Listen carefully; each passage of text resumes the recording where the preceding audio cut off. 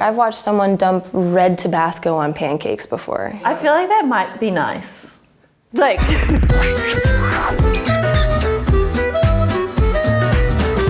The worst is when a customer just interrupts you. It's like, hi, my name is Diet Coke. Yeah. And it's like, okay. And then you just don't say anything, you just walk away and get the Diet Coke. And then they're like, coffee, and you go, do you want cream and sugar? And they're like, yeah. Yeah. I'm like, oh my God, I'm so sorry that I asked. Like, I don't want to waste the cream if you don't drink it. There are certain customers who think that you're their only table. Or the and snapper. So, yeah. The snapper.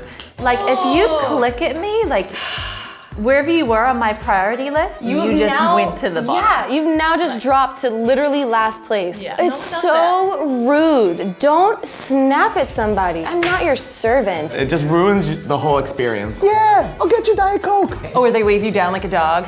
Yep.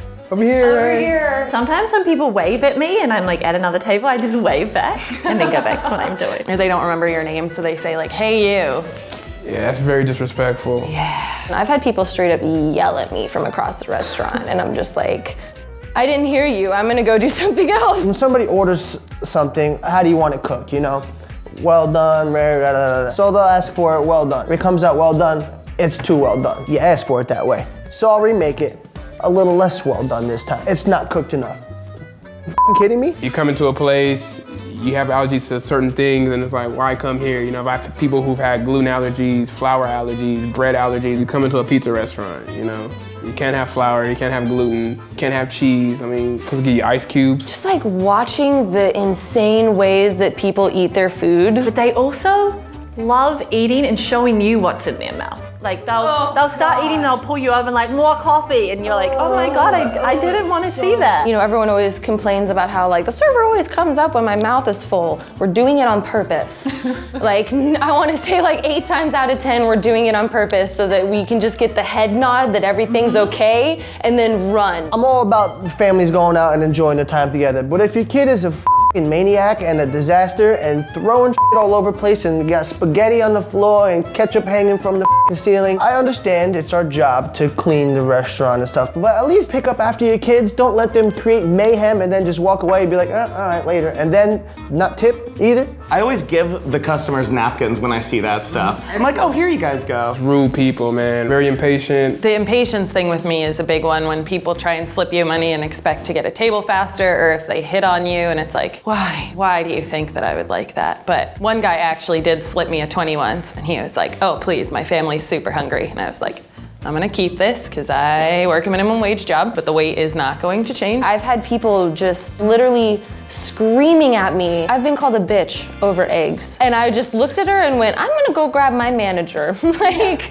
I love grabbing the manager. I don't need to do this anymore. I don't need to take this from you. We have a really big menu at my restaurant. They don't even open it. They just sit there and it's like, what's good here? It's like, well, we have a lot of stuff if you want to go ahead and open the menu. They call you over and you're like busy as hell, and they're like, do you have nachos? Do you have burgers? It's like, yes, it's under the burger section inside the menu. Page of burgers. Do you have tacos? Like, what do you have to drink? It's like, it's on our beverage pages. Do you have PBR? No, guys, it's in front of you. And sometimes when it's busy, I'm like, you can read it, I'll be right back. Just open the menu, please. Please, God. Finally, they decide to read it, but you have to stand there the whole time while they go through every single thing. Have you ever been grabbed? Like, has anyone ever? Oh, I hate that too. When you drop stuff at the table and they ask you for something else and you go back to get it, and then you come back and then they ask for another thing, and then you go back and they're like, oh, also, can I get, and I'm like, is there anything else I can get you before I leave the table? And then all their friends think of things too, and then you leave one more time and they're like, oh, I'm so sorry, we forgot salt and pepper. And I'm like, I'm gonna put these salt and peppers up your nose. The customer comes to the restaurant. There's a wait for a certain section. If it's nice out, they want to sit outside. There's a wait outside, but if you want, you can sit inside and eat right away. So say it's an hour wait. So they go walk around, come back in an hour, and then they'll get their table. But then after the meal is done, they'll come and complain that they want a discount on their check because they had to wait so long. You knew the deal when you came in. I told you straight up, it's gonna be an hour wait. You could have sat inside like I told you and ate right away. People love free stuff. People love to complain to get free stuff. I'm getting sweaty because I'm getting angry. I work in Santa Monica. It's the homeless problem. It's always like a homeless guy at least once a month walking into our restaurant. Also, families that come in who are feuding or not having a good night, and it just kind of translates over to your job. They're being really loud and causing problems for other like customers and stuff. We've had couples come in and break up at the table, and you're just like, can I get you more water? This guy who was probably around my age came in and he got really drunk with all his friends. He said something really inappropriate to me. He was like, oh, it's really cold. Can you move the heater? I was like, sorry, we can't move. And he was like, can I have your jacket? I was like, sorry, it's my uniform. He's like, can you sit on my face? Oh my God. And I chewed him out, and his friends were like, what's going on? What's going on? And I was like, this is what he just said to me. And he had like a couple of girlfriends in the group, and they were like, kidding me? Like, and he got told, and I was just like, and he's like, I'm so sorry, and he kept apologizing. I was like, dude, like, you can't talk to people like that. That's so inappropriate. It's not funny. Yeah, people do it all the time, and They think they can get away with it. And everyone should stop doing that. Like, you can talk to me, but I don't appreciate you like really outwardly flirting with me when I'm trying to do my job, especially since I've worked behind a bar as well. I think guys, you never really know what their end game is if they're hitting on you from behind the bar, because you're like, I clearly have a job to do, and then they get kind of angry if you're like not giving them all your attention, flirting back. Oh, shit, you lucky. I don't get hit on. No, I wouldn't call that lucky.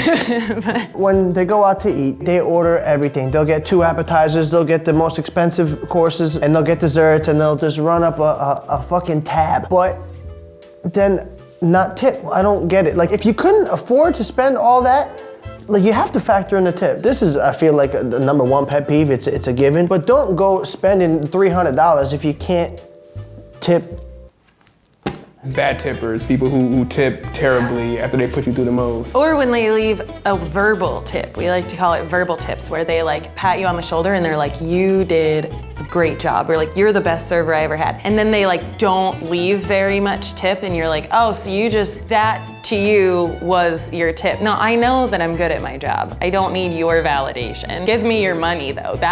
That's what I need from you. Tip accordingly to that food and for the time that you spent there. If you spend $100 in 30 minutes, it's like, I get it. You can tip me $10, whatever. But if you are there for 3 hours, it's like you should triple that at least. Exactly, you have to, because you're taking away from... Yeah, you're taking away from other tables and money that we could get. In all the bad years that I've experienced in the restaurant business, I've also met a lot of incredible people as well. 100%. Which somehow balanced out all of the bullshit. As a customer, just be polite, and I will be polite back. And it makes our job more fun if you get to know us and let us get to know you, and not in a flirty way. I have made the most incredible friends through working in the service industry, because like, you have to have a backbone to be able to do it. Oh my God, do you have to have a backbone? I'm more worried about you if you treat me with respect. I'm not your slave. I work there for minimum wage plus tips. We live off tip. Put that in your brain and cement it there forever. Let's all relax and stop treating us like we're there to do your bidding, because we're not. Don't be a dick. Don't.